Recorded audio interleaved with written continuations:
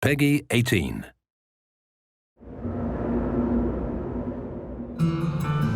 Metro has always uniquely been about stepping into Artyom's shoes, becoming Artyom, experiencing what life is like in that world, making the choices that you make as you play through, defining who that character is that you're playing as.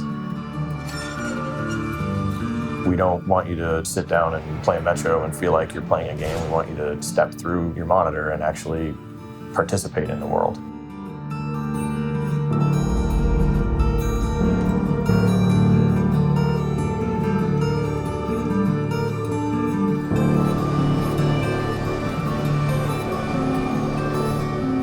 For me, exploration is the key. So before I approach a situation, I try to see what is the best angle of attack, then I strike. But when I strike, I have meticulously planned the escape route, where the guys are coming, so I know kind of the location before. So I have to sneak a bit, enough for me to get the knowledge I need to overcome this specific situation.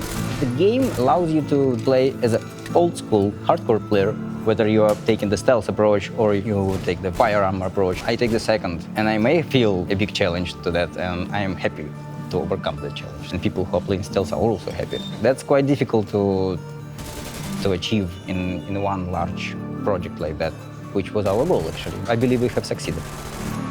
The game is enjoyable as hell in both ways. And in both ways, it's also rewarding. We took real care to make sure that the player understands the story no matter the way he might approach it. You might go for a full run and gun, and you could still get what's going on. It's not like you will be depriving yourself of any understanding of the people you are meeting or the events you're going through. But you will certainly lose some of the extras we put into the game. But then again, you're having fun. That's what matters. I'm the god of stealth. I'm a shadow in the night. And I'm the, if it moves, Kill it. We've always wanted the world to react to players' decisions and how they like to approach situations. And so we've always had this underlying system that's been hidden to allow the player to play as they would naturally play and then be able to see the consequences of how they play. There are a lot more opportunities for players to make decisions that might have consequences, and there's a lot more opportunities for players to see those consequences. It's more about immersing yourself in the world and the world reacting realistically to what you do. Now we have much more living and atmospheric experience than in previous Metro game, because even in combat, morality and question of morality, helping our story, helping our world to show player all you do, all decision, kill or don't kill, it's important, because it's not just simple shooter. When behavior, story, AI working together, it's a part of a whole atmospheric system. One of my favorite features in the game, first, is our weapons, how they look, feel, and play. And the second is the huge improvement in the AI.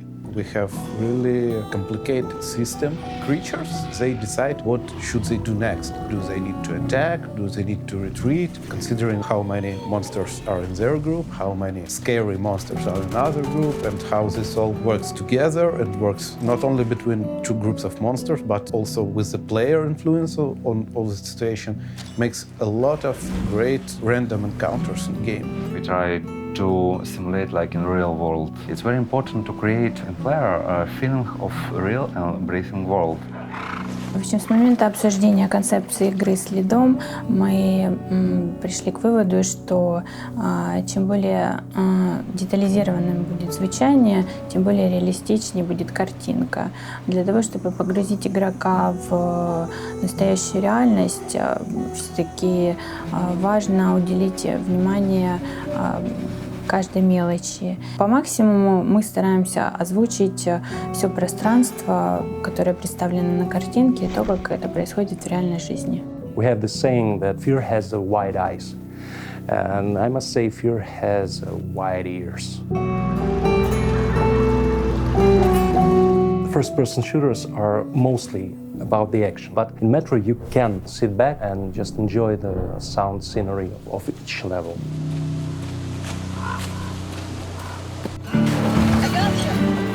making a good game is not the work for one or two persons. It's a huge team that's working hard for the years. I didn't think that it would be so tough making and testing games. Testing is fun and easy. It's like riding a bike while bike is on fire and you're on fire and everything is on fire and you're in hell. My experience was something like that. When some kind of face effects and rigs and physics and ragdoll are bugging, it always looks very funny. We have special storage when we make screenshots or short videos. We store it for the years, and when you feel sad or something like that, you open the directory, look at the screenshots. It's kind of fun. Stepan, we're breaking camp. I think coming to the end of the project, it's always kind of surreal. You spent 3-4 years working on something. The team's accomplishments progress over that time from ground zero, and you don't get to really like step back and see what this thing looks like as an entire product as easily as you might think. And when you do get those chances, it's pretty cool to see. And when you finally start to put all those pieces together, it was a huge moment because we actually got to see how all of that effort leading up to that point comes together into something that feels like a game and feels like an experience and feels like something that's real, a real product that we can release that players can enjoy. And it feels like it's something that you can really be proud of. Like, wow, it's like, it's a cool thing to see it in a box. There's always that feeling of like, wow, we did it.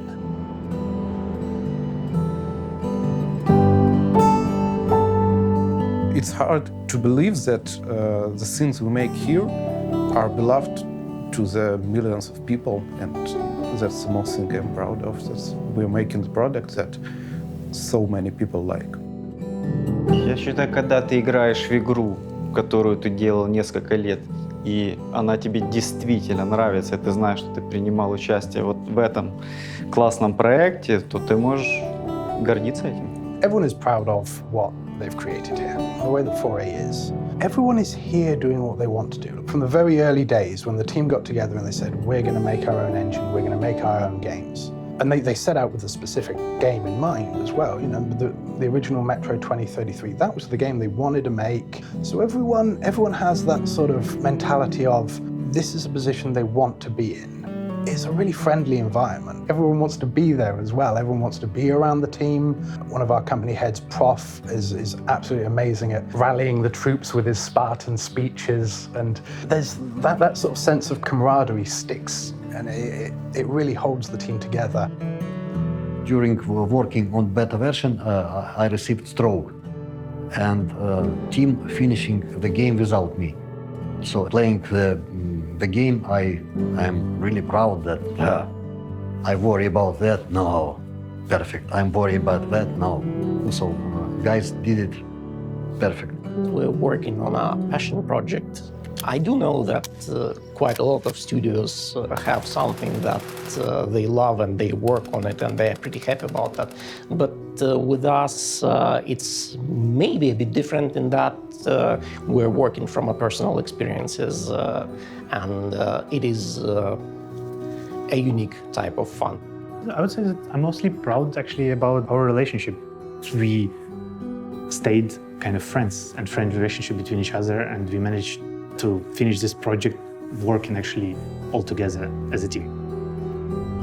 We always really find a way to achieve our dreams, to follow it, and there's always a prize for these dreams. This is mainly what the story of our job is about, his fight, his way to his dreams.